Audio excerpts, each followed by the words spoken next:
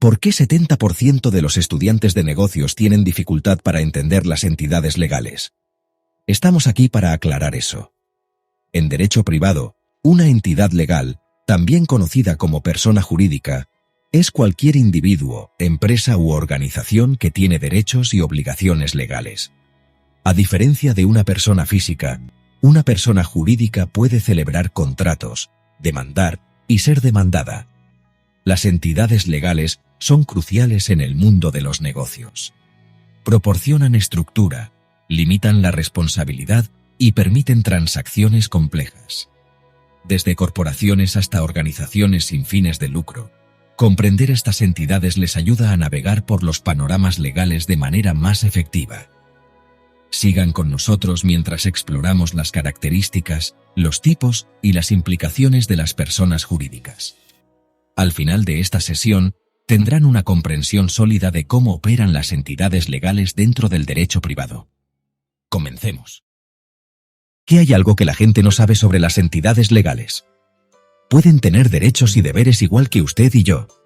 Exploremos cómo. Bienvenidos a Derecho Privado 1 en la Universidad Nacional de Moreno. En esta clase, desentrañaremos el fascinante concepto de persona jurídica, o entidades legales. Primero, hablaremos sobre la capacidad jurídica. Las personas jurídicas, como las corporaciones y las asociaciones, pueden celebrar contratos, poseer propiedades e incluso demandar o ser demandadas. Es como si tuvieran su propia identidad única. Luego, nos adentraremos en las clasificaciones.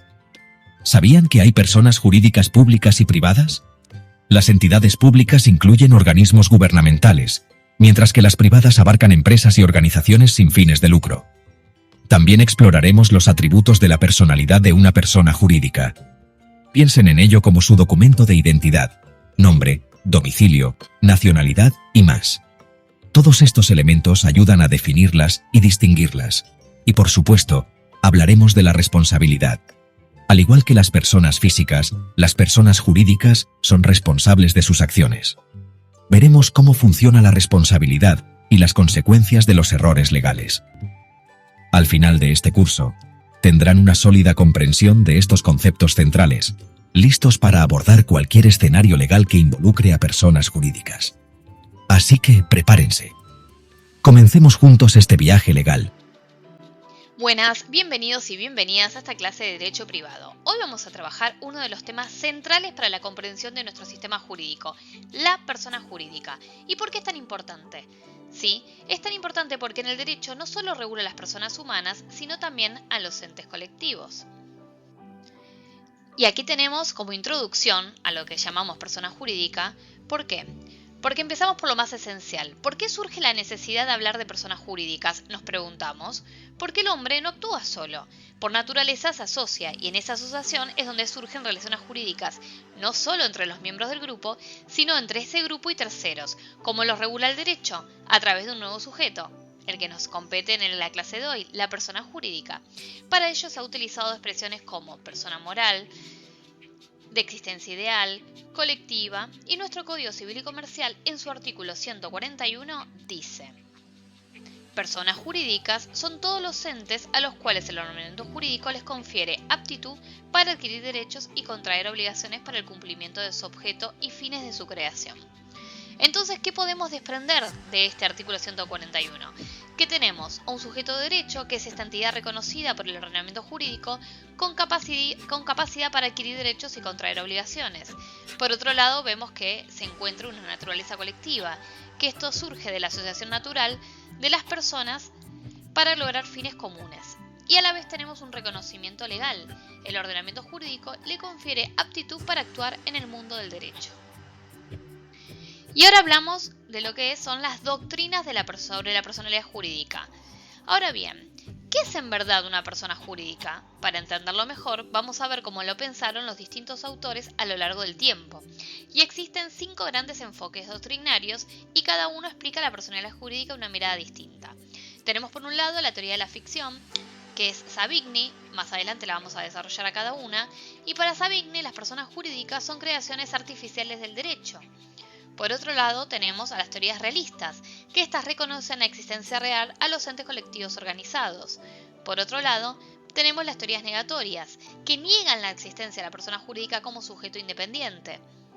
En otro punto tenemos a las teorías jurídicas, y aquí como cabeza central lo tenemos a Kelsen, que para él las personalidades jurídicas son centros de imputación normativa. Y por otro lado tenemos lo que sucede actualmente, el enfoque actual, y aquí tenemos una visión mixta que combina elementos de las teorías anteriores. Y ahora sí, vamos a desarrollar cada teoría en particular. Comenzamos con la teoría de la ficción. Esta es una de las antiguas teorías sobre la persona jurídica desarrollada por Savigny, como vimos anteriormente. Según esta concepción, las personas jurídicas no existen realmente, son una invención del derecho creada para cumplir ciertas funciones en la sociedad.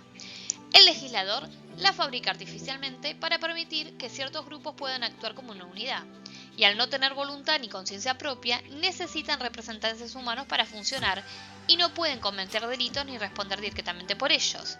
Entonces, ¿qué tenemos acá? Que las personas jurídicas no existen realmente, sino que son una invención del derecho, una invención legal. ¿Por qué? Porque son creaciones artificiales que no existen en realidad, sino que están solo en el mundo jurídico. Por otro lado, tenemos que el legislador la fabrica artificialmente para cumplir ciertas funciones. Tenemos falta de voluntad, no tienen voluntad ni conciencia propia, por lo que necesitan representantes humanos para actuar. Y también tenemos una limitación de la responsabilidad. No pueden cometer delitos ni responder directamente por ellos debido a su naturaleza ficticia. Para entender mejor esta teoría, podemos pensar a las personas jurídicas como un personaje de ficción, como propio se llama esta teoría, que actúa solo cuando alguien le presta voz y cuerpo, que es a través de sus representantes. Entonces, por ejemplo, les digo un ejemplo justamente para que se piense. Pensar a la persona jurídica como un personaje de ficción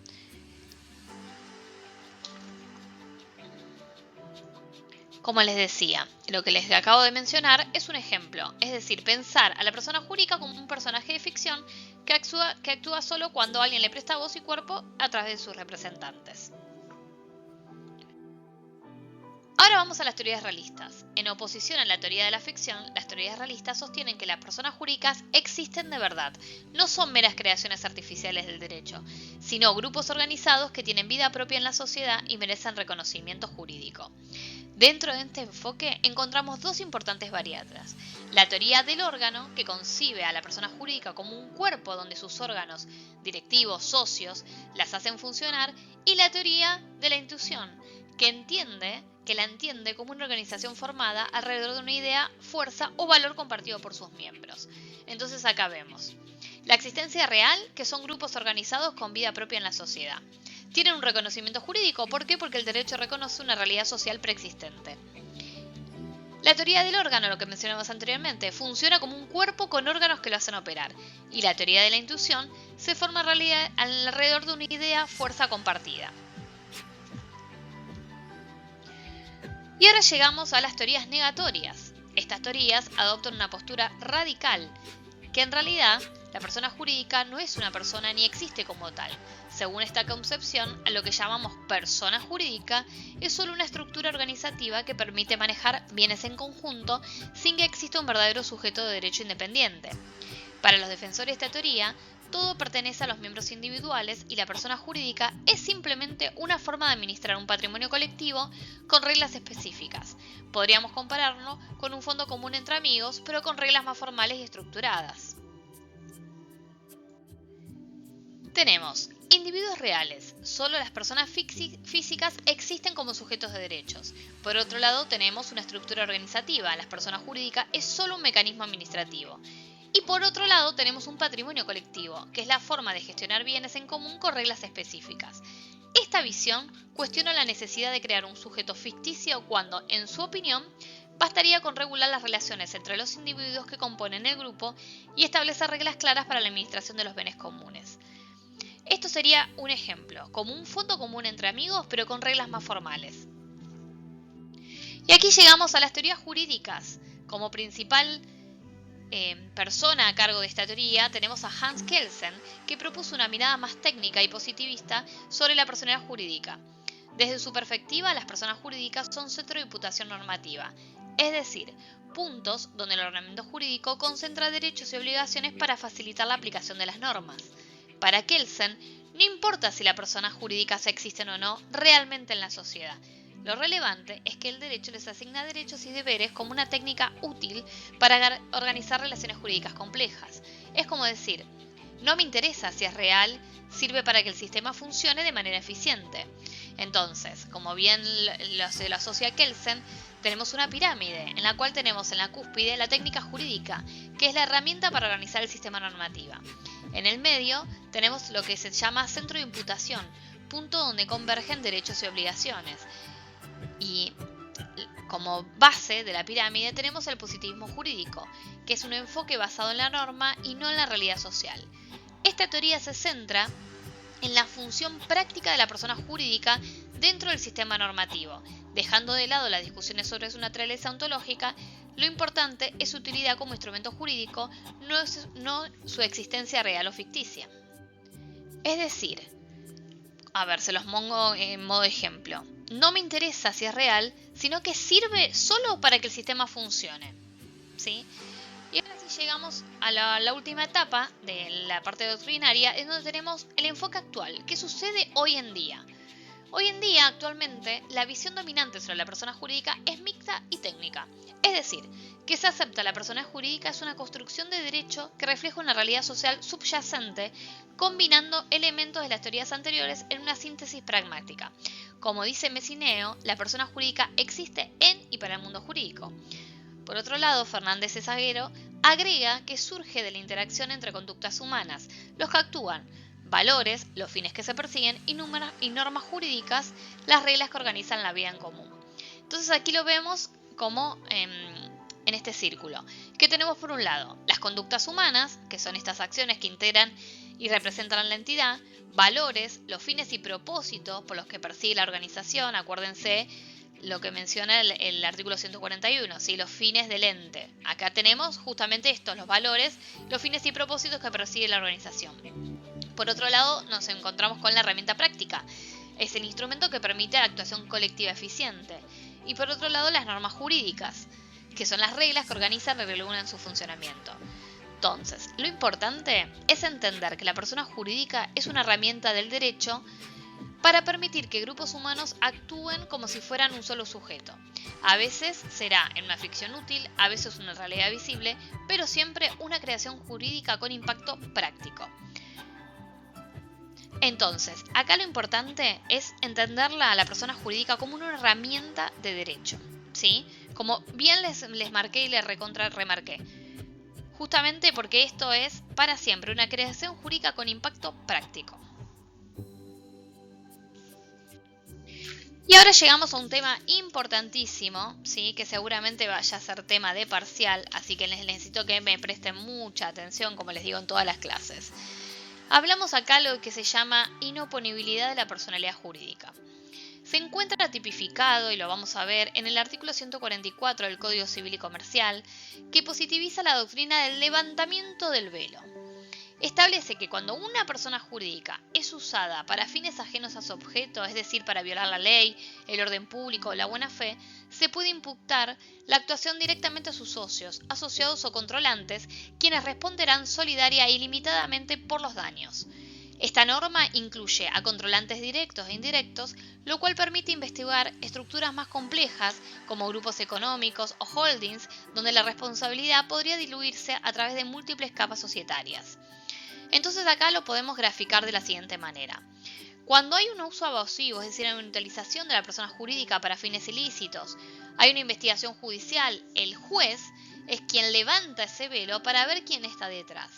Y acá tenemos una responsabilidad directa, que es decir, que imputan a los socios, asociados y controlantes directamente.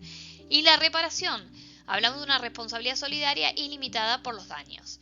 Un caso pragmático que van a ver en el manual es el caso, y se sabe en la jurisprudencia, es el caso de Swift, donde la Corte Suprema convalidó la extensión de la quiebra a varias sociedades del mismo grupo, Swift, la de las hamburguesas, ¿sí? Porque una de ellas fue usada como sociedad cenicienta, es decir, para absorber pérdidas y beneficiar a las otras.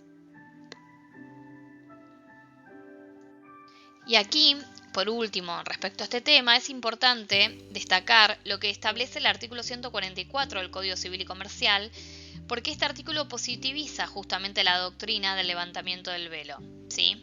Entonces, cuando una persona jurídica es usada para fines ajenos a su objeto, es decir, para violar la ley, el orden público, la buena fe, se puede imputar la actuación directamente a sus socios, asociados o controlantes, quienes responderán solidaria y limitadamente por los daños, ¿sí? Como ya les mencioné anteriormente. Entonces, ¿esto incluye controlantes directos e indirectos, lo cual permite investigar estructuras más complejas? Y llegamos a la protección de los terceros de buena fe. ¿Por qué hablamos de esto? La doctrina de la imponibilidad de la personalidad jurídica no puede ser usada de forma indiscriminada. Si hay terceros inocentes que confiaron legítimamente en la existencia del ente, es decir, de esta persona jurídica, no pueden ser perjudicados por la aplicación de esta herramienta excepcional. El derecho protege la seguridad jurídica y el tráfico comercial confiable, por lo que el levantamiento del velo debe aplicarse con suma prudencia y como excepción, y nunca como una regla general. Se trata de una especie de cirugía jurídica que permite mirar quién está detrás de la persona jurídica cuando esto se usa mal. Entonces tenemos, como principio general, la personalidad diferenciada es la regla, es decir, su desestimización es la excepción. En segundo punto tenemos la protección. Los terceros de buena fe deben ser amparados por el ordenamiento jurídico. Y como tercero, el equilibrio, es este balance entre la seguridad jurídica y la prevención del fraude. Esta protección a terceros de buena fe es fundamental para mantener la confianza en el sistema jurídico y económico. Si cualquiera pudiera cuestionar la existencia de una persona jurídica en cualquier momento, ¿qué generaría? Una inseguridad que paralizaría el tráfico comercial y las relaciones jurídicas. Bueno, espero que se haya comprendido y que hayan podido ver a través de los gráficos y demás todo lo que les armamos respecto de esta primera parte, y van a continuar con los siguientes temas. Hola a todos, bienvenidos a una nueva clase. Hoy vamos a entrar en uno de los aspectos fundamentales de la persona jurídica, sus atributos de la personalidad. Vamos a ver también cómo se determina su duración y qué responsabilidad tienen tanto las personas jurídicas como sus administradores. Todo esto no solo tiene una importancia teórica, sino también una importancia práctica, porque de esto dependen cómo funcionan y cómo responden en el mundo jurídico de los entes colectivos. Un atributo es una cualidad o una característica esencial que permite identificar o individualizar a una persona, ya sea humana o jurídica, dentro del mundo del derecho. En el derecho privado, los atributos de la personalidad son lo que le otorgan a una persona una identidad jurídica y la hacen sujeto de derechos. Son indispensables para que puedan actuar válidamente en la vida jurídica. Ahora bien, si pensamos en una persona humana, sus atributos serían nombre, domicilio, estado civil, capacidad, nacionalidad y patrimonio. Estos atributos permiten distinguirlas de otras personas y establecer sus relaciones jurídicas. En el caso de una persona jurídica como una empresa o una asociación, también tiene atributos similares. El Código Civil y Comercial los regula en el artículo 151 a 154, en el que trata el nombre, el domicilio, el patrimonio y de una manera más abstracta su nacionalidad. Vamos a entrar en el primer atributo, que es uno de los más importantes, que es el nombre. ¿Sí? El nombre es el signo verbal que individualiza a la persona jurídica en el tráfico jurídico, al igual que el nombre lo hace con una persona humana.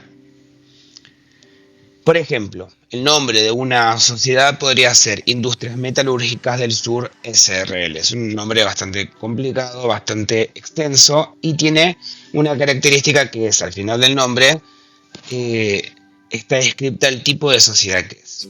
Igual eso lo vamos a ver más adelante. El nombre es la forma en que identificamos a la persona jurídica. El artículo 151 del Código Civil y Comercial de la Nación establece que toda persona jurídica debe tener un nombre que indique su forma jurídica, como la de sociedad anónima, sociedad de responsabilidad limitada, asociación civil, etc. Este nombre puede ser de fantasía o incluir el de una persona humana, en cuyo caso se requiere su consentimiento o en su defecto el de sus herederos si existiera un prejuicio. Ahora, ¿por qué es importante esto? Porque la elección del nombre tiene límites. No puede inducir un error, ni contener términos contradictorios al orden público, ni parecerse a marcas ya registradas, como lo establece el artículo 151, segundo párrafo. Ahora, Rivera destaca que esta exigencia se relaciona con el principio de veracidad y el deber de prevenir confusión o competencia desleal. Por ejemplo, si una sociedad recién constituida pretende inscribirse como un banco de inversiones, sociedad anónima, pero no es una entidad bancaria ni está autorizada por el Banco Central de la República, este tipo de generación de sociedad incurriría en un error y llevaría a error a las personas. Ahora, el nombre de la persona, como habíamos dicho, no puede inducir a un error sobre la clase o el objeto de este ente.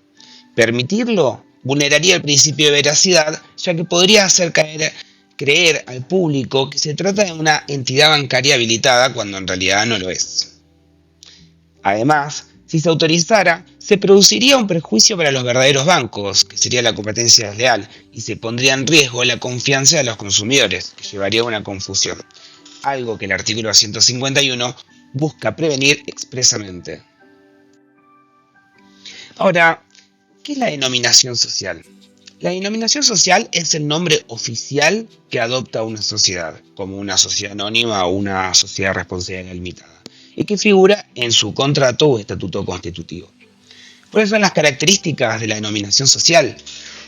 Primero, que debe incluir la forma societaria, es decir, si es una sociedad anónima, al final del nombre debe incluir la sigla SA, si es una sociedad responsable limitada, la sigla SRL, y así sucesivamente. Además, debe ser única, veraz y distintiva. Es obligatoria para inscribirse en el registro público y, como habíamos dicho, no puede inducir a error sobre su actividad, conforme al artículo 151. La denominación integra la identidad legal del ente. Así como una persona humana se llama Juan Pérez, una sociedad se llama Alimentos del Plata Sociedad Anónima. Ahora, ¿qué es el nombre de fantasía? El nombre de fantasía o nombre comercial es el signo con lo que una persona jurídica se presenta al público o al mercado. No siempre coincide con la denominación social. Ahora, tiene características.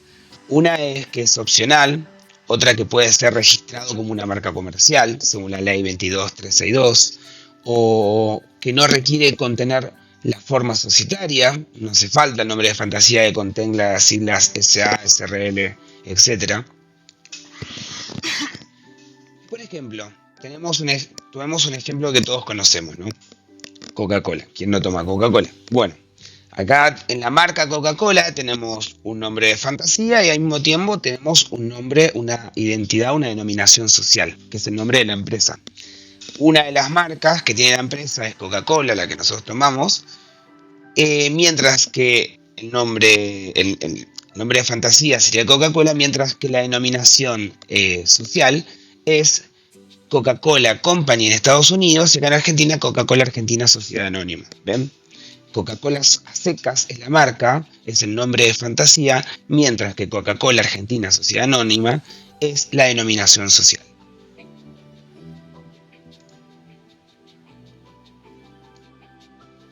Ahora, otro de los atributos importantes y que tenemos que destacar es el domicilio, ¿sí? El domicilio de una persona jurídica es el lugar legal donde la ley presume que funciona su administración. Es el punto de conexión jurídica que determina la jurisdicción competente para juicios y trámites, el régimen legal aplicable y el lugar donde se deben realizar las notificaciones judiciales válidas. El artículo 152 del Código Civil y Comercial de la Nación establece domicilio y sede social. El domicilio de la persona jurídica es el fijado en sus estatutos o en la autorización que se le dio para funcionar. La persona jurídica no posee muchos establecimientos o sucursales. Tiene su domicilio especial en el lugar de dichos establecimientos solo para la ejecución de las obligaciones allí contraídas. En cambio, el domicilio requiere modificación del estatuto. El cambio de sede, si no forma parte del estatuto, puede ser resuelto por el órgano de administración. Puede ser fijado genéricamente, indicando solo la ciudad o localidad, por ejemplo, Ciudad Autónoma de Buenos Aires. Esto es lo que establece el artículo. Ahora, ¿qué es la sede social? Bueno, la sede social es el lugar físico exacto donde funciona efectivamente la administración de la persona jurídica. Por ejemplo, oficinas, atención, lugar donde se guardan los archivos, donde se toman decisiones, donde se celebran reuniones. El artículo 153 establece que la sede inscripta es el lugar donde se tienen por válidas las notificaciones judiciales. Y esto es importante, porque la sede es el aspecto material y operativo del domicilio, ¿sí? Y se debe inscribir en el registro público, ya que tiene efectos frente a terceros. ¿Cuáles serán las diferencias claves entre domicilio y sede social? Bueno, en cuanto a su naturaleza, el domicilio es el punto de conexión jurídico-legal, mientras que la sede social es la ubicación física de la administración. El domicilio, para ser más preciso, puede ser genérico, indicando solo la ciudad. Por ejemplo, el domicilio de Coca-Cola S.A. podría ser, si está establecido, que sea Capital Federal. No está incluida la sede, sino el domicilio, el lugar genérico donde opera, Capital. Mientras que lo que sería la sede social sería la dirección exacta. Por ejemplo, Avenida Córdoba al 1500, por decir una dirección. Ahora, la función. La función del domicilio determina la jurisdicción y la competencia, mientras que la sede social recibe notificaciones y actos formales.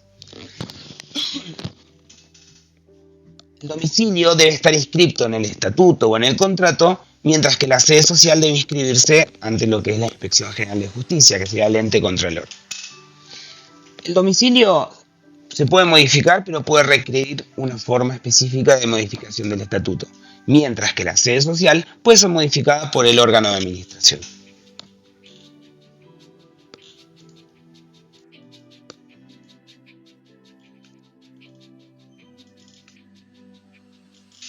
Acá van a ver, estoy pasando los PowerPoint, porque entre que estaba dando la clase se me pasó pasarle las fichas. Acá vienen las diferencias que acabo de decir entre lo que es el domicilio y la sede social. Bueno, otro atributo importante de la persona jurídica, mejor dicho, es el patrimonio. ¿Qué es el patrimonio? Bueno, el patrimonio es uno de los atributos esenciales, como ya he dicho. Según el artículo 154 del Código Civil y Comercial, la persona jurídica debe tener un patrimonio. Y este patrimonio está constituido por el conjunto de bienes, derechos y obligaciones que le pertenecen a la persona jurídica y que son distintos del patrimonio de sus integrantes. Como características vamos a encontrar que tiene autonomía patrimonial, que tiene características de unidad, de una universalidad jurídica, una sujeción a responsabilidad y que es necesario. Que tenga una unidad significa que el patrimonio está jurídicamente considerado como un todo único, aunque se componga de bienes diversos. Permite responder frente a acreedores con todos los bienes de la persona jurídica. Que haya una universalidad jurídica significa que comprende a todos los bienes, derechos y obligaciones presentes y futuros de la persona jurídica, sin necesidad de tener que enumerarlos. Que esté sujeto a responsabilidad significa que el sustento económico de las deudas de la persona jurídica van a estar respaldados por el patrimonio de esta. Y que es necesario significa que no puede haber una persona jurídica sin patrimonio. Ahora, existen distintos tipos de patrimonios, según su función o su afección. El patrimonio en general es el conjunto de bienes y obligaciones que permiten cumplir su objeto. Afecta la totalidad de la actividad. Ahora, el patrimonio de afectación especial, en algunas personas jurídicas, como lo son fundaciones, fideicomisos o cooperativas, ciertos bienes pueden estar afectados exclusivamente a un fin o actividad, y esto limita su disponibilidad o el destino. Y por el otro lado encontramos lo que es el patrimonio negativo, que puede ocurrir cuando las deudas superan a los bienes. En este caso, la persona jurídica sigue existiendo, pero puede caer en insolvencia, concurso o quiebra.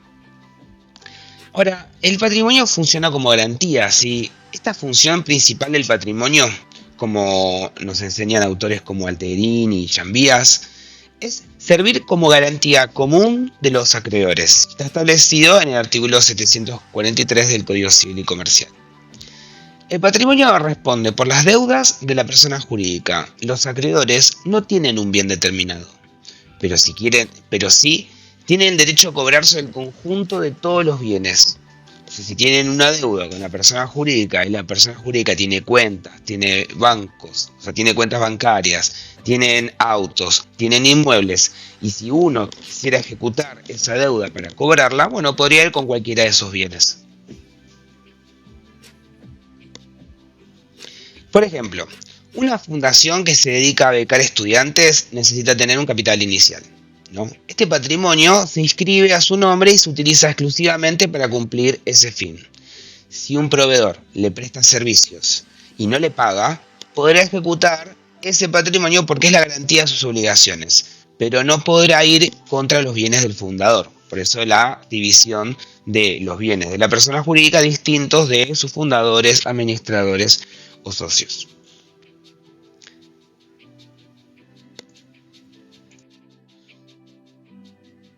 Bueno, otro atributo de la personalidad que es bastante importante, aunque en el sentido de la persona jurídica es un poco abstracto, es el tema de la nacionalidad.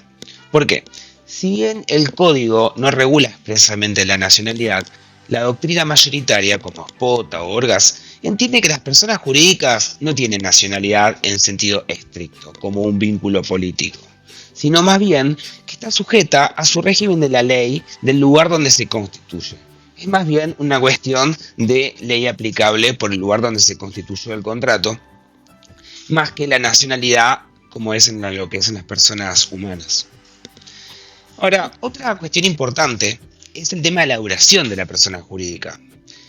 El artículo 155 del Código Civil y Comercial de la Nación establece que, salvo disposición legal o estatutaria, en contrario, las personas jurídicas tienen existencia ilimitada. ¿Qué quiere decir?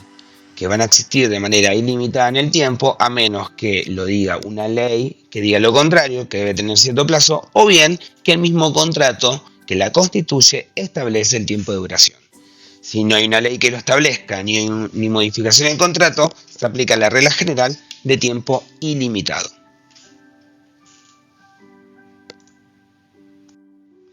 Ahora, hablamos de la nacionalidad, de la duración, y lo que nos queda es la prórroga y la reconducción. ¿Qué significa estos dos términos? Bueno, la prórroga es la extensión del plazo de la duración de la persona jurídica antes de su vencimiento. ¿Qué quiere decir? Que si establece la ley o establece el estatuto que va a tener determinado tiempo, bueno, la prórroga es la extensión del plazo antes de que se venza. Ahora, si el plazo de vigencia de la persona jurídica se venció, ya no podría ser una prórroga, pero si se lo quieren extender en el tiempo, ahí se aplica lo que es la reconducción, que es la reactivación de la entidad una vez vencido el plazo, mediante un nuevo acuerdo de sus miembros, ¿sí? Estos fundamentos los vamos a encontrar en el artículo 166 y 167 del Código Civil y Comercial. Ahora, otro tema importante, que ya no son los atributos, es la responsabilidad de la persona jurídica, ¿sí? Ahora, las personas jurídicas pueden incurrir en responsabilidad tanto penal como civil. Y es muy importante que puedan entender los alcances de esta responsabilidad, así como también las defensas disponibles. Como habíamos dicho, podría ser incurrir en responsabilidad penal, que la responsabilidad penal surge de los delitos cometidos por sus representantes. ¿Por qué? Porque la acción típica penal va a estar siempre en cabeza de personas, ¿sí? De personas humanas que cometen actos voluntarios. Por eso, la comisión de un delito penal no va a estar imputado directamente a la persona jurídica, sino más bien a la persona que detrás de la comisión, que pueden ser sus directivos, sus administradores o dependientes, eso lo vamos a ver. Pero también está lo que es la responsabilidad civil, ¿sí? Que esta responsabilidad se origina cuando existe un daño causado hacia la misma empresa o incluso hacia terceros.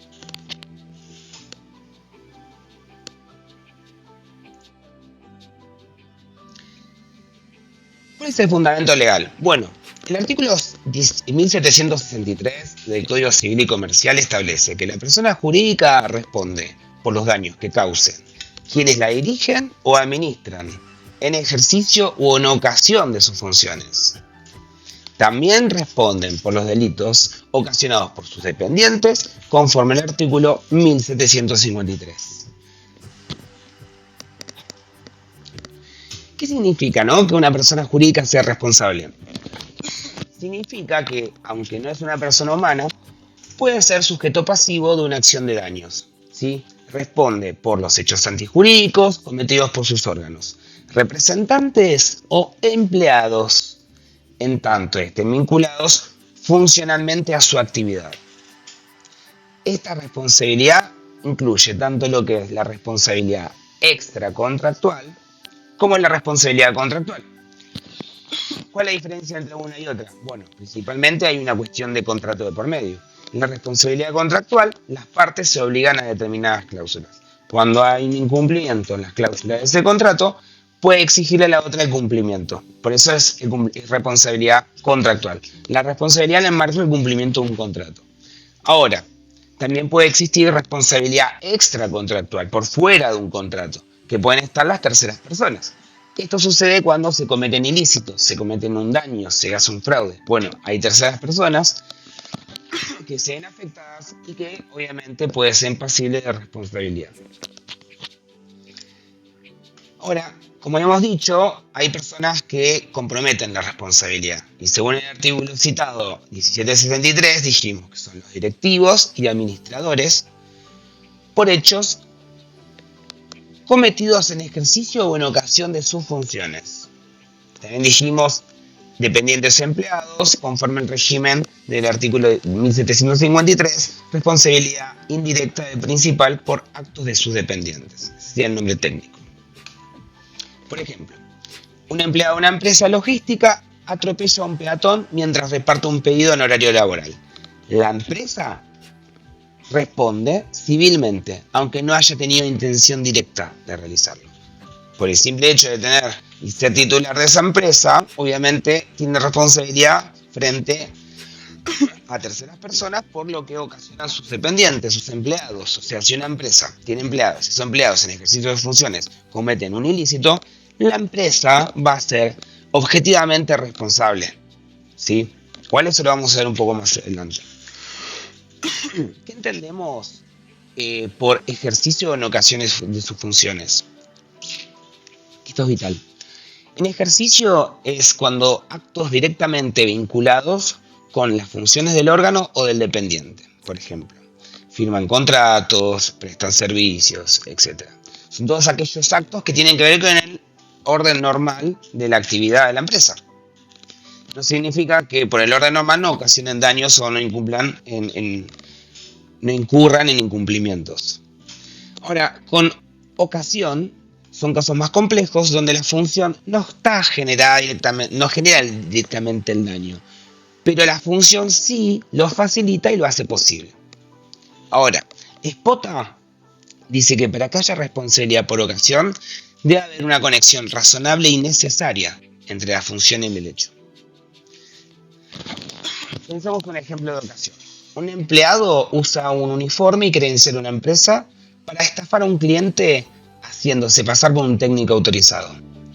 Aunque la empresa no le ordenó eso, la función facilitó la comisión del hecho. Puede generar esto responsabilidad.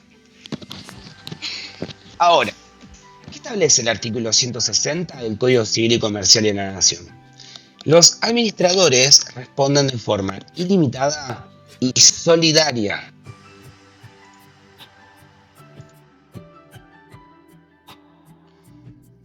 frente a la persona jurídica, sus miembros y terceros, por los daños causados por su culpa en el ejercicio o en ocasión de sus funciones, por acción u omisión. Vamos a ver que es muy similar al otro artículo, pero acá está basado principalmente en los administradores.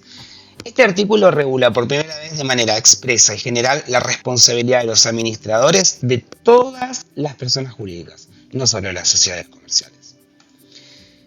Ahora, ¿a quién puede afectar su responsabilidad? La responsabilidad de los administradores puede ejercer frente a la persona jurídica por dañar su patrimonio o violar su estatuto. O sea, como ya vimos, la empresa jurídica está dividida y tiene órganos y no actúa por sí sola, actúa a través de las personas que configuran estos órganos, órgano de administración, órgano de representación y demás. Ahora, cuando estos mismos administradores dañan a la misma persona, bueno, pueden dañar a su patrimonio o incluso a su estatuto, ir en contra de lo que dice el contrato constitutivo. Ahora, también van a tener responsabilidad frente a sus miembros, socios, asociados, por afectarlos individual o colectivamente. Y también puede afectar a terceros por actos perjudiciales vinculados a su función, como vimos en el ejemplo anterior. Pueden ser proveedores, clientes, consumidores. Ahora, ¿qué tipo de clase de responsabilidad es esta la que generan los administradores? Bueno, es una responsabilidad personal, directa, solidaria e ilimitada. Está basada en culpa, ¿sí? Tanto por acción o por omisión. ¿Qué significa solidaria? Bueno, que todos los administradores pueden ser demandados por el total del daño, ¿sí? A cada uno se le reclama la totalidad. Ilimitada, que no se limita a su aporte de capital como pasa con los socios. Y por culpa, ¿qué significa? No se requiere dolo de intención, alcanza con que se demuestre que haya negligencia, imprudencia o inobservancia del deber. Ahora, como vamos a ver acá en la filmina, para que exista un daño, exista responsabilidad, mejor dicho, para que exista responsabilidad jurídica de las personas o de sus administradores, se tienen que cumplir con ciertos requisitos, ¿sí? Y estos requisitos van a ser indispensables y necesarios para cualquier tipo de responsabilidad jurídica en nuestro ordenamiento, ¿sí? Para que una persona sea jurídicamente responsable, ¿sí? Se tiene que dar varias cuestiones. La primera es que tiene que existir un hecho antijurídico, ¿sí? El hecho antijurídico es la conducta ilícita de su órgano o dependiente, o sea, está yendo contrario a la ley. Es todo acto o omisión voluntaria, importante, voluntario, que causa un daño a otro y que es contrario al orden público. Es el primer elemento de la responsabilidad civil. Si no hay un hecho antijurídico, no hay deber de reparar. Importante. Si no hay hecho antijurídico, no existe obligación de reparar. Ahora bien, como otro presupuesto de la responsabilidad, vamos a encontrar el daño cierto y cuantificable. Siempre debe haber una lesión o un interés jurídicamente protegido. Por ejemplo, un empleado con el auto de la empresa, va y colisiona a un peatón. Bueno, tiene que existir un daño, tiene que haber una lesión a su persona o a su honor. Tiene que estar lesionado físicamente o moralmente esta persona, obviamente como consecuencia de este acto, de este hecho antijurídico, que sea el haber pasado un semáforo en rojo, el haber actuado de manera imprudente, el no haber frenado, el haber ido en contramano. Son miles las circunstancias que pueden ocasionar un hecho antijurídico. Como tercer presupuesto, vamos a encontrar que necesitamos establecer una relación funcional con la actividad del ente, ¿sí? Que es el vínculo entre el daño causado y las funciones que cumplía el autor del hecho dentro de la persona jurídica, ¿no? Ya sea directivo o empleado. Esa frase implica que el hecho debe estar vinculado funcionalmente a la actividad o rol que la persona desempeñaba dentro del ente, ¿sí? Y como último, como anteúltimo, vamos a encontrar el presupuesto del nexo de causalidad adecuado, que es el vínculo lógico y jurídico que tiene que existir entre el hecho, acción o omisión, y el daño, para que exista responsabilidad. No todo hecho precede a un daño y lo causa jurídicamente, ¿no? Solo aquellos que, según el curso normal y ordinario de las cosas, pueden considerarse adecuados para producirlo y generan, obviamente, una obligación de reparar. Y por último, como el último presupuesto de la responsabilidad civil, vamos a encontrar el factor de atribución, ¿sí? Que el factor de atribución puede ser responsabilidad indirecta objetiva, por ejemplo en el caso de los dependientes, o un factor de atribución subjetiva. ¿Qué significa que sea subjetivo? Bueno, que tiene que haber un accionar culposo respecto de las personas. En la responsabilidad objetiva yo no tengo que demostrar que hubo negligencia, imprudencia o dolo o culpa. ¿Qué quiere decir? Que la persona actuó mal. Ya, por ejemplo, en un caso independiente que va manejando y ocasiona un accidente de tránsito, vamos a ver que no tenemos que probar que él actuó con negligencia, culpa o imprudencia, sino más bien que el factor de atribución en este tipo de responsabilidad va a ser objetivo, ¿sí? Por el simple hecho de ser titular de esta relación. En cambio, en el factor de atribución subjetivo, lo que se ve es el sujeto, el actuar de este sujeto. ¿Qué es el actuar? Bueno, el actuar con dolo, el actuar con culpa, el actuar con negligencia. Dependiendo del tipo de responsabilidad, vamos a necesitar en algunos casos atribuírselo de manera objetiva y en otros vamos a tener que demostrar que la atribución es de manera subjetiva. Como ya había dicho, la responsabilidad indirecta significa que la persona jurídica no cometió directamente el hecho, pero sí responde por el hecho de otro. En este caso, sus dependientes, empleados, personal operativo o sus órganos, administradores o directivos. Es una forma de responsabilidad por representación funcional. El ente responde como si hubiera actuado él mismo.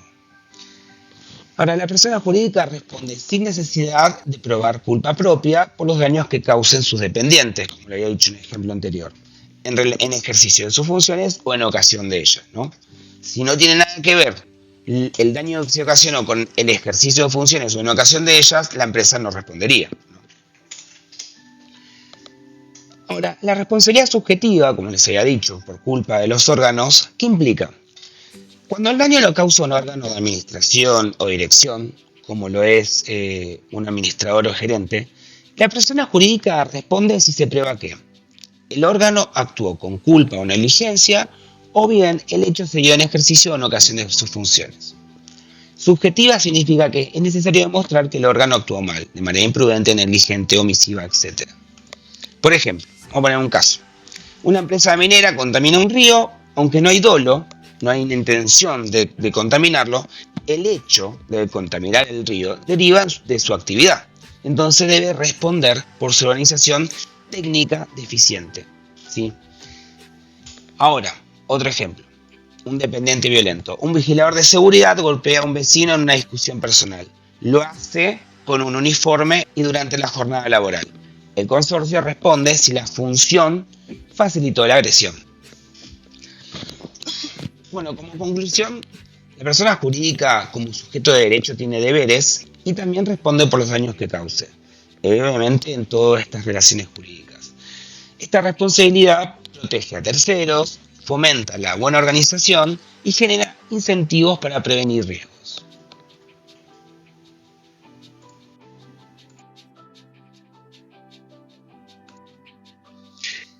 Ahora vamos a entrar en la última parte de esta clase, que vamos a tratar lo que es transformación, fusión y escisión de las personas jurídicas.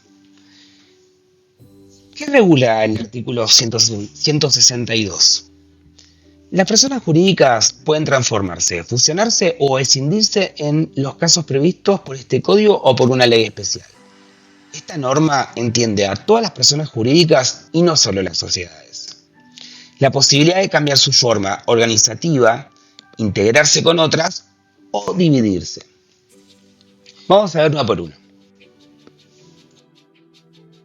Transformación.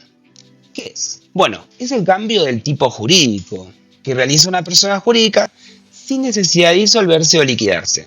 No desaparece como sujeto, sino que se modifica su estructura, ¿sí? Por ejemplo, una asociación civil se transforma en una fundación cuando hay voluntad estatutaria y aprobación estatal. ¿Cuáles son las características? Bueno, la primera característica es que el sujeto de derecho sigue siendo el mismo, que cambia la forma jurídica, por ejemplo, de sociedad anónima a sociedad responsable limitada, de asociación a mutual, etc. No afecta la continuidad de los contratos ni la persona jurídica y se requiere, salvo pacto en contrario, consentimiento unánime de los miembros. Alterini, que es un jurista importante, nos aclara que la transformación no afecta la existencia del sujeto, solo su estructura normativa y su régimen interno de funcionamiento. Ahora, las fundaciones no pueden transformarse porque no tienen voluntad colectiva, solo voluntad fundacional fijada por el estatuto original.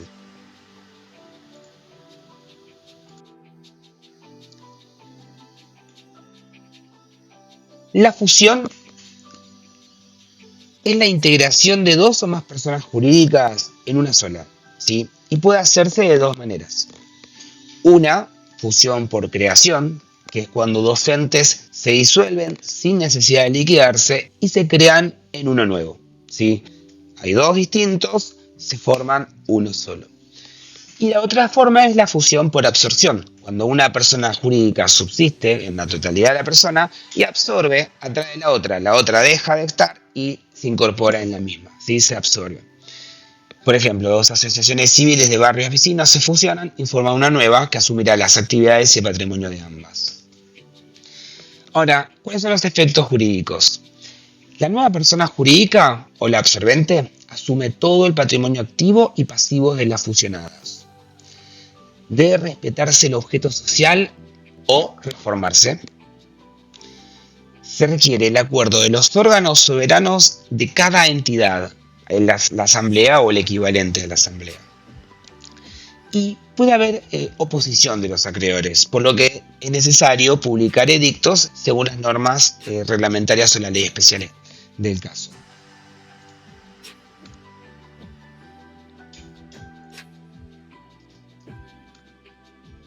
Y por último, vamos a encontrar la escisión, ¿sí?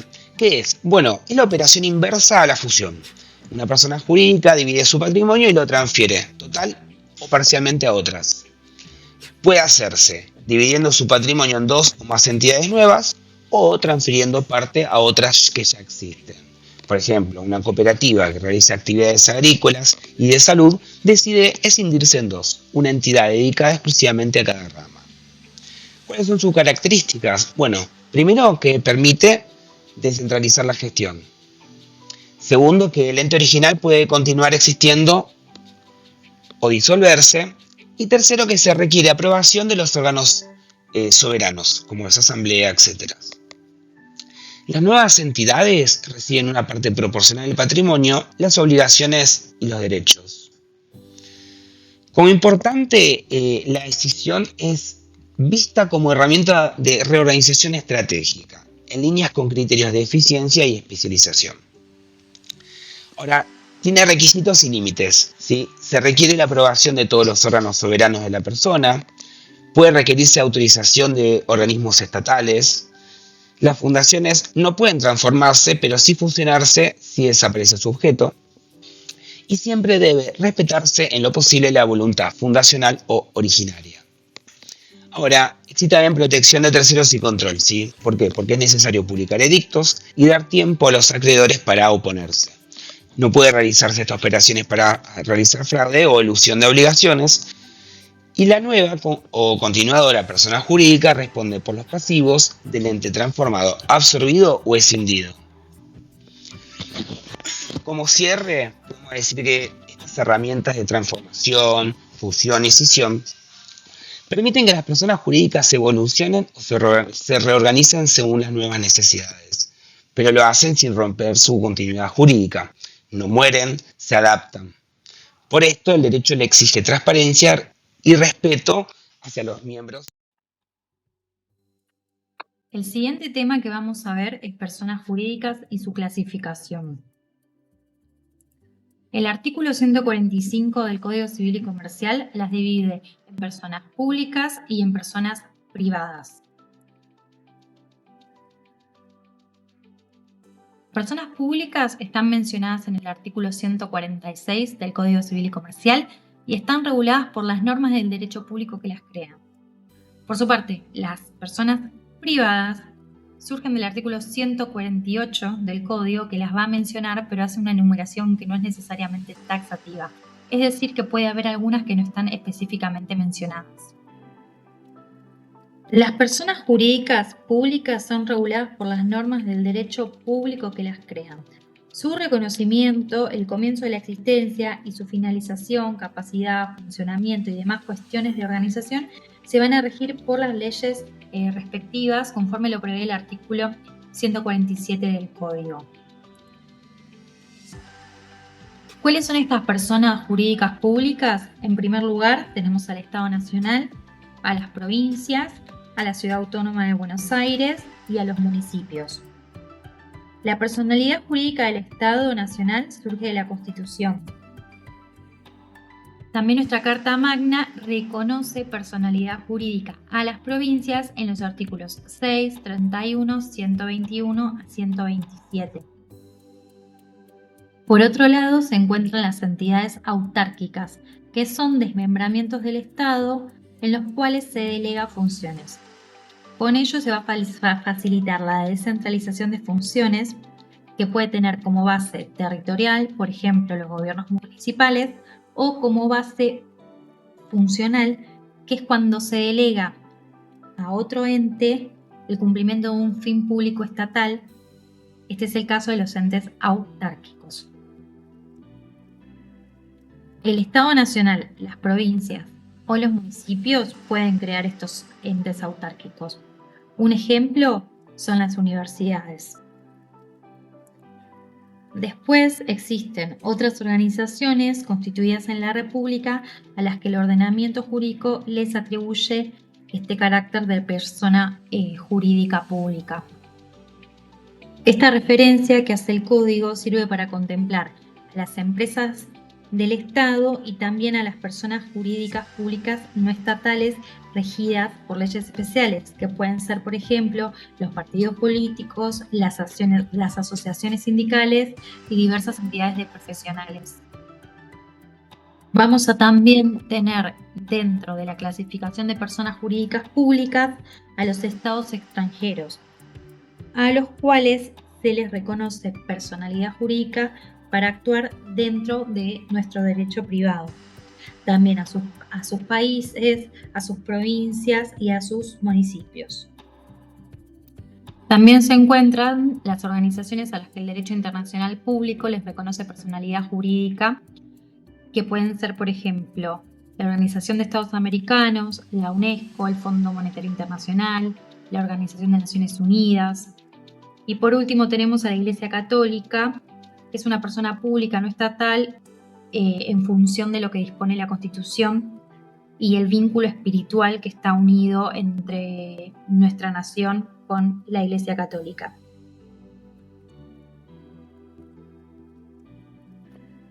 Bueno, siguiendo con las personas jurídicas privadas, estas van a estar mencionadas en el artículo 148 y hay varias. Vamos a arrancar con las sociedades. Van a estar reguladas de forma específica por la Ley General de Sociedades, que es la 19.550. El artículo 1 da el concepto y lo que dice es que va a haber sociedad si una o más personas en forma organizada, conforme a uno de los tipos previstos por esta ley, se obligan a realizar aportes para aplicarlos a la producción o intercambio de bienes y servicios, participando de los beneficios y participando de las pérdidas. Por otro lado, menciona las asociaciones civiles, que estas están mencionadas en los artículos 168 a 186 del Código Civil y Comercial, y les vamos a ver más adelante. También están las simples asociaciones mencionadas en los artículos 187 a 192, las fundaciones, normadas específicamente en los artículos 193 a 224. Estas tres últimas las vamos a ver más adelante. Y tenemos a las iglesias, confesiones, comunidades o entidades religiosas. Lo que dice la ley 21.745 es que los cultos no católicos se deben inscribir ante la Dirección General del Registro Nacional de Cultos, que depende del Ministerio de Relaciones Exteriores, y para ello se deben cumplir con ciertos requisitos preestablecidos. Esto lo que va a hacer es brindarle una protección especial a estas entidades, como prevé el artículo 744 del Código Civil y Comercial, cuando establece la inembargabilidad de los bienes afectados a cualquier religión reconocida por el Estado. Por otro lado están las mutuales, que son aquellas que se constituyen libremente, sin fines de lucro, por personas inspiradas en la solidaridad, con el objeto de brindarse ayuda recíproca frente a riesgos eventuales o de concurrir a su bienestar material y espiritual mediante una contribución periódica. Esta definición está dada por el artículo 2 de la Ley 20.321. Por otro lado, tenemos a las cooperativas, que están mencionadas específicamente en la Ley 20.331, que las define como entidades fundadas en el esfuerzo propio y la ayuda mutua para organizar y prestar servicios. En estas entidades no hay un reparto de las utilidades a los socios, sino que lo que hay es un retorno de los excedentes y cada socio va a tener un voto a la hora de votar en las asambleas. Finalmente tenemos a los consorcios de propiedad horizontal. El artículo 20.037 del Código Civil va a definir al derecho real de propiedad horizontal como el derecho que se ejerce sobre un inmueble propio que otorga a su titular facultades de uso, goce, disposición material y jurídica que se ejercen sobre partes privativas y sobre partes comunes de un edificio de conformidad con lo que establece este título y el respectivo reglamento de propiedad horizontal. El artículo 2044 dispone que el conjunto de los propietarios de las unidades funcionales va a constituir la persona jurídica del consorcio. Va a tener domicilio en donde se encuentra el inmueble y sus órganos son la asamblea, el consejo de propietarios y el administrador. El Código Civil y Comercial va a optar por un criterio residual en el cual va a contemplar como sociedad a todas las otras que estén contempladas en la ley y en el Código Civil y Comercial. Es decir, que no es una enumeración taxativa, sino que puede haber algunos supuestos que no están específicamente mencionados en el Código. Finalmente, está bueno aclarar que no van a ser personas jurídicas la sociedad conyugal, la sucesión y la masa de la quiebra.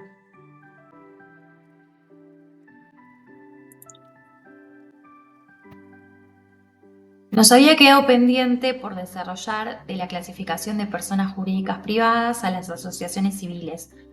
Las podemos encontrar normadas entre los artículos 168 a 186 del Código Civil y Comercial. Las asociaciones civiles son personas jurídicas que nacen de la unión estable de un grupo de personas físicas o jurídicas que persiguen la realización de un fin que no sea contrario al bien común o interés general y principalmente no lucrativo. La asociación tiene una designación propia, un nombre colectivo y su existencia es independiente del cambio de sus miembros, quienes van a poder ingresar o egresar de la asociación en virtud de la libertad de asociación que está garantizada por el artículo 14 de la Constitución Nacional. Hay distintas maneras en las que podemos clasificar a las asociaciones. Una puede ser según la forma en que se nuclean. Existen, por un lado, las asociaciones de primer grado, que pueden estar formadas por personas físicas o personas jurídicas. Cuando estas asociaciones se agrupan entre sí, vamos a estar frente a las denominadas asociaciones de segundo grado. ¿Cuál sería un ejemplo? Una asociación de primer grado podría ser un club deportivo y una asociación de segundo grado podría ser la Asociación de Fútbol Argentino o AFA, que va a nuclear a estas asociaciones de primer grado. Por otro lado, existen las asociaciones de tercer grado que están compuestas por las asociaciones de segundo grado. Y también el artículo 3 de la Ley General de Sociedades dispone que las asociaciones, cualquiera fuera su objeto, que adopten la forma de sociedad bajo alguno de los tipos previstos, quedan sujetas a sus disposiciones. De esta manera está aceptando las entidades sin fines de lucro que no son estrictamente sociedades a tenor de la definición del artículo 1 y permite que se constituyan bajo alguno de los tipos societarios que prevé la ley. Otra manera de clasificarlas es según la finalidad que tengan, es decir, que pueden tener fines culturales, educativos, deportivos, filantrópicos, etc. El objeto de las asociaciones no debe ser contrario al interés general o al bien común. ¿Qué es el interés general? Es el que está opuesto al interés particular y alude al interés de todos o al menos de un grupo de personas en contraposición con los intereses personales.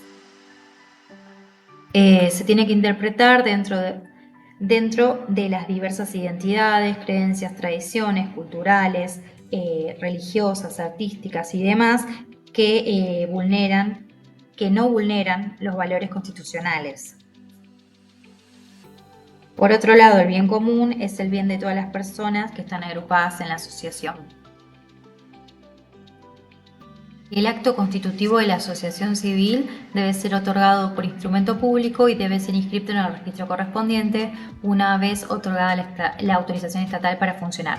Esto está previsto en el artículo 169 del Código Civil y Comercial. Es importante destacar que las asociaciones no pueden perseguir el lucro. Esto es lo que las distingue de forma principal con las sociedades. Lo que les está prohibido es la posibilidad de repartir las ganancias entre los asociados, pero ello no las imposibilita de realizar actos dirigidos a obtener ganancias que sirvan para seguir cumpliendo con la finalidad que tienen. El estatuto consiste en el conjunto de estipulaciones destinadas a regular la organización y el funcionamiento de la asociación. Toda asociación necesita una ley interna que rija los derechos y los deberes de los asociados, y esto sería el estatuto. Todos los requisitos del estatuto van a estar enumerados en el artículo 170 del Código Civil y Comercial. El artículo 170, inciso F, dispone que el acto constitutivo debe contener los órganos sociales de gobierno, administración y representación y deben preverse la comisión directiva, las asambleas y el órgano de fiscalización interna, regulándose su composición, requisitos de integración, duración de sus integrantes, competencias, funciones, atribuciones y funcionamiento en cuanto a convocatoria, constitución, deliberación, decisiones y documentación. Va a existir por un lado el órgano deliberativo, que es la asamblea. ¿Qué funciones va a tener la asamblea? Nombrar y remover a los integrantes de la comisión directiva, aprobar su gestión, modificar los estatutos, establecer forma y orientación que debe tener la actividad de la asociación y en general toda función no delegada en otro órgano del estatuto. Hay dos tipos de asambleas, las ordinarias y las extraordinarias. Las ordinarias van a tratar los asuntos de la rutina de la vida de la asociación, por ejemplo, aprobar el balance, el nombramiento de la comisión directiva, y las extraordinarias se convocan cuando algún asunto de suficiente gravedad lo justifica. Por ejemplo, una modificación de los estatutos. La participación en las asambleas está condicionada al pago de las cuotas y contribuciones correspondientes al mes inmediato anterior y en ningún caso puede impedirse la participación del asociado cuando haya cumplido con las sumas. El órgano ejecutivo puede estar también conocido como directorio, consejo directivo o comisión directiva, y él se encarga del manejo de los asuntos cotidianos de la asociación. Realiza la administración de la entidad y ejecuta las decisiones que se toman en la asamblea. Los integrantes pueden ser son elegidos y removidos por la asamblea y ejercen sus funciones durante el tiempo que establezca el estatuto.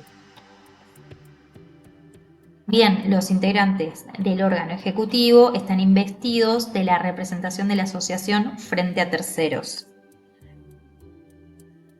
El Código Civil establece en el artículo 171 que dentro del órgano ejecutivo deben existir al menos 3 cargos. Estos son presidente, secretario y tesorero. La función del órgano de fiscalización es vigilar el correcto cumplimiento de las tareas asignadas al órgano administrador y en especial fiscalizar todo lo relativo al manejo patrimonial de la entidad. Finalmente tenemos el órgano disciplinario o tribunal de disciplina o tribunal de honor, que está destinado a mantener la disciplina interna y vigilar el cumplimiento de sus disposiciones, tanto para quienes formen parte de los órganos de gobierno como para los demás asociados. Bueno, existen diversos derechos para los socios y también deberes. ¿Cuáles son los derechos que tienen los socios o asociados en realidad? Es participar en las asambleas, poder ser elegidos para integrar los órganos de la entidad, impugnar las decisiones inválidas de los órganos, fiscalizar los libros y la documentación, y también tienen el derecho de receso, que significa irse de la entidad cuando se desee, que puede quedar sujeto según el estatuto a determinadas condiciones. Bueno, tienen el deber de cumplir con las obligaciones impuestas por el estatuto y también pueden tener ciertos deberes de contenido patrimonial, como es el pago de las cuotas, o de contenido extrapatrimonial, que puede ser comportarse de determinada manera dentro de las instalaciones, asistir a las reuniones o cumplir determinados servicios en favor de la institución. Por otro lado, los directivos, que son los miembros de la comisión directiva, van a tener que rendir cuentas de sus actos y deben responder por los daños y perjuicios causados en el ejercicio de sus funciones de competencia propia del órgano que integren. Esta responsabilidad va a cesar por la aprobación de su gestión, por su renuncia o por la transacción sobre los aspectos derivados de su responsabilidad resuelto por la asamblea ordinaria. Finalmente tenemos a las simples asociaciones, que están mencionadas en los artículos 187 a 192 del Código Civil y Comercial. Las simples asociaciones son entidades que, por la escasa importancia de sus actividades o de su patrimonio, no gestionan la autorización estatal. Por ejemplo, centros de estudiantes o asociaciones barriales. Su constitución y funcionamiento se encuentran amparados por la Constitución Nacional, que garantiza el derecho de la libre asociación. El acto constitutivo de la simple asociación y su estatuto deben ser otorgados por instrumento público o por instrumento privado con firma certificada por escribano. La simple asociación comienza su existencia desde la fecha de dicho acto constitutivo. Recuerden que cada tipo tiene sus propias reglas y responsabilidades. Y no se olviden, las entidades legales, al igual que nosotros, tienen derechos y obligaciones. Ese fue su resumen rapidísimo. Ahora, a romperla en ese examen.